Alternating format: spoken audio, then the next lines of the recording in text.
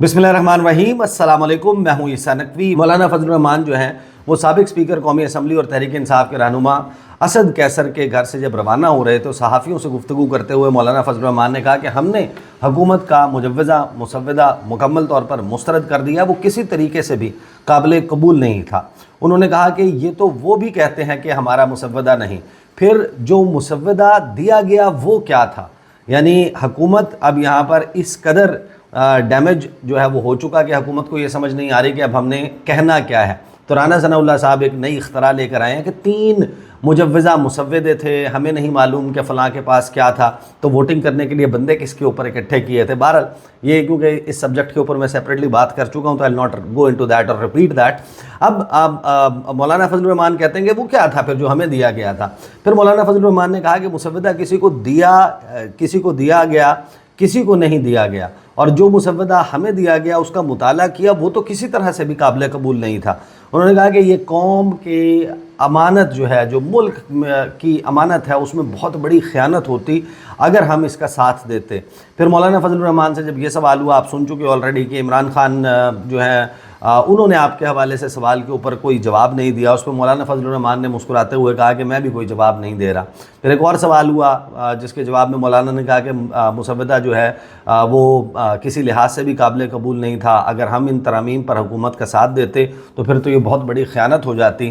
साथ ही जब असद कैसर के घर मौलाना फजलुर रहमान पहुँचे थे तो उस वक्त उनसे सवाल किया गया था कि क्या आज आप के एजाज़ में ज़ोहराना है, ये ज़ोहराना किसके लिए किया गया। इस पर मौलाना फजलुर रहमान ने कहा कि असद कैसर ने मेरे घर बड़े खाने खाए हैं, अब हमारी बारी है कि हम यहाँ पर आएँ और हम यहाँ पर खाना खाएं। और तहरीक इंसाफ के जो रहनुमा हैं वो मुलाकात कर चुके हैं गुज़श्ता कुछ वक्त में मौलाना फजलुर रहमान से। डॉक्टर आरिफ अलवी उसमें शामिल थे। फिर आपको पता है कि हुकूमती साइड से भी एक के बाद एक मुलाकातें हो रही हैं, लेकिन इन मुलाकातों के हवाले से अब जो चीज़ सामने आई है वो बड़ी हैरान कुन है। हुकूमत जो है वो उसकी सरतोड़ कोशिश ये थी और ये अंदर बातें चल रही थी कि अब बहुत जल्दी हुकूमत को जो है कुछ ना कुछ करना होगा। फैसल वावडा का बयान, मुनीब फ़ारूक की ट्वीटें उनके लिए अजाब बनी हुई हैं। वो उनके निकम्मेपन और नाअहली के ऊपर सवाल उठा रहे हैं। तो लग ये रहा था कि अगले कुछ दिनों में बिलावल भुट्टो ज़रदारी जिस तरीके से इस तमाम की आफ्टर मैथ में एक मरतबा फिर मौलाना फजलुर रहमान की तरफ पहुँचे, जो वफाकी वज़ीर दाखिला हैं मोहसिन नकवी समेत बहुत सारे लोगों ने मुलाकातें की, करने की कोशिश की, और बात चल रही थी कि अभी शायद मौलाना फजलुर रहमान जो हैं उनको कहीं घेरने घारने की कोशिश की जाएगी। लेकिन हैरान कुन तौर पर मौलाना फजलुर रहमान ने यह फ़ैसला किया कि मैं इत्थे वो हुकूमत के लिए ये कर दी पोजीशन कि मैं इत्थे तो ढोल मुल्तान है। मौलाना फजलुर रहमान रवाना हो गए मुल्तान के लिए, और ये टूर कोई छोटा मोटा नहीं है। 10 दिन के लिए मौलाना फजलुर रहमान ने शहर इक़्तिदार से रुख़सत ले ली है। वो रवाना हो गए हैं, मुल्तान जाएंगे, सिंध जाएंगे, गालिबन बलूचिस्तान भी जाएं। बहरहाल वो 4-5 स्टेशंस पर जाने का इरादा रखते हैं। कहीं 2 दिन गुजारेंगे, कहीं 3 दिन गुजारेंगे, और अपनी जमात में जो इंट्रा पार्टी इंतखाबात और दीगर मामलात चल रहे हैं वो उस तरफ चले गए। यानी कि मौलाना साहब जो हैं वो हुकूमती टीम के लिए जो मुज़ाकरात करने वाली थी, जो उनको बहलाने फुसलाने ऑफ़र्स देने वाली थी, उनसे जो है उन्होंने दूरी इख्तियार कर ली है। वो उनकी अप्रोच से बाहर हो गए हैं, और मौलाना फजलुर रहमान का वापस आने का कम से कम अगले 10 दिन तक कोई इरादा नज़र नहीं आता। तो आप अंदाज़ा लगा लें कि गालिबन 19 जो है वो 28 या 29 सितंबर तक मौलाना फजलुर रहमान शहर इक़्तिदार में मौजूद नहीं होंगे,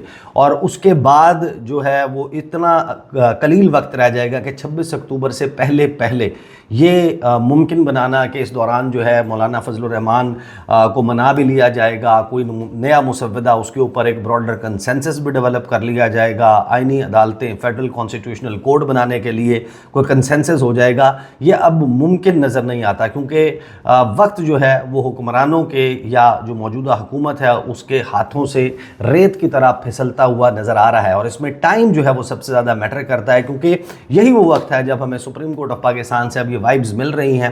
हमारे जो दोस्त हैं जो कवर करते हैं सुप्रीम कोर्ट ऑफ पाकिस्तान को, वो ये कहते हैं कि 10 अक्टूबर से 25 अक्टूबर के दरमियान किसी भी वक्त तवक्को रखें कि फ़ैसला जो है 12 जुलाई का मखसूस नशिस्तों का तफसीली फ़ैसला वो किसी भी वक्त आ सकता है। अब मौलाना फजलुर रहमान के हवाले से एक चीज़ तो मैं बार बार अपनी वीडियोज़ में कहता हूँ कि एक तो उनके बारे में हतमी तौर पर नहीं कहा जा सकता कि वो कब کون سا رخ اور کون سا جو ہے وہ صورت اختیار کر لیں۔ فی الوقت جو مولانا فضل الرحمان کا کنڈکٹ ہے، جو ان کی باڈی لینگویج ہے، جو ان کی گفتگو ہے، وہ بڑے حد تک یہ واضح کرتی ہوئی نظر آتی ہے کہ مولانا فضل الرحمان جو ہیں وہ جس بدلے کی آگ میں جل رہے تھے، وہ بدلے کی آگ جو ہے وہ ٹھنڈی ہوتی ہوئی دکھائی دے رہی ہے۔ مولانا فضل الرحمان کو جو لگتا تھا کہ ان کو صدر بنانے کا وعدہ کیا گیا تھا، ان کے ساتھ وہ وعدہ وفا نہیں ہوا، انتخابات میں ان کو کٹ ٹو سائز کرنے کی باتیں کی گئیں، پھر ان کو کٹ ٹو سائز کر بھی دیا گیا۔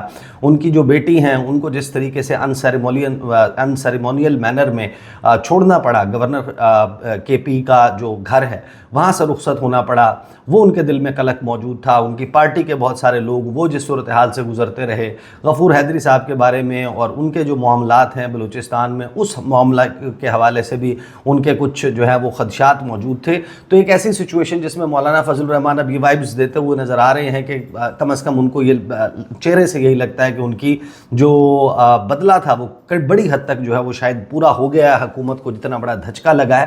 لیکن ایک بات ضرور ذہن میں رکھیے گا، یہ میری اسیسمنٹ ہے، آئی کوڈ بی رانگ، وہ یہ کہ مولانا فضل الرحمان نے جو یہ سب کچھ کیا ہے یہ پی ٹی آئی کی محبت میں نہیں کیا ہے۔ مولانا فضل الرحمان کو جہاں اپنا سیاسی فائدہ فی الوقت نظر آ رہا ہے، مولانا فضل الرحمان نے اپنا جھکاؤ، اپنا وزن اس پلڑے میں ڈال دیا ہے۔ کل کو اگر حکومت جو ہے وہ سکسیسفل ہوتی ہوئی نظر آتی ہے یا وہ تحریک انصاف کو دبانے میں کامیاب نظر آتی ہے تو Maulana Fazl ur Rehman can always switch the bots.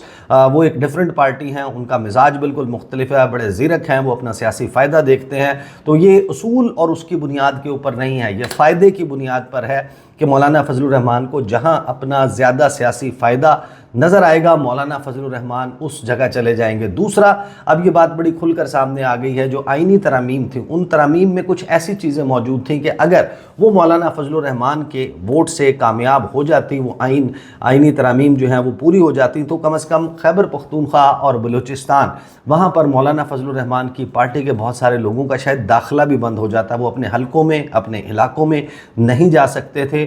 ان کی پارٹی کے لیے اپنے علاقوں میں سیاست کرنا اور پھر مستقبل میں سیاست کرنا یہ بڑا مشکل ہو جاتا ہے کہ کب 2/3 اکثریت پھر جو ہے وہ ملے اور پھر ان چیزوں کو ریورس کیا جا سکے۔ خاص طور پر جس طریقے سے باشگاف انداز میں مولانا فضل الرحمان کی پارٹی کے جو لوگ ہیں، جو ان کے لیگل ایڈوائزرز ہیں، کامران مرتضیٰ صاحب ہیں، وہ یہ بات بار بار یہ بتا رہے ہیں کہ آرٹیکل 8 میں اور آرٹیکل 199 میں کچھ ایسی تبدیلیاں تھیں اور فوجی عدالتوں کے حوالے سے تھیں۔ اب بلاول بھٹو زرداری نے اس کو بھی کلیئر کر دیا ہے کہ جو انہوں نے کہا کہ بہت ہی خطرناک تھیں، اور تو اب مکمل طور پر مسودہ مسترد ہو جانے کے بعد اور مولانا فضل الرحمان کے 10 دن کے لیے شہر اقتدار چھوڑنے کے اعلان اور یہاں سے اپنے ایک ٹور کے اوپر نکلنے کی بنیاد کے اوپر اب کم از کم یہی لگتا ہے کہ 26 اکتوبر سے پہلے حکومت کا یہ جو خواب ہے، یہ جو خواہش ہے کہ یہ آئینی ترامیم منظور کروا لے، یہ کم از کم پوری ہوتی نظر نہیں آتی۔ اب تک کے لیے اتنا ہی، مجھے اجازت دیجیے، اللہ حافظ۔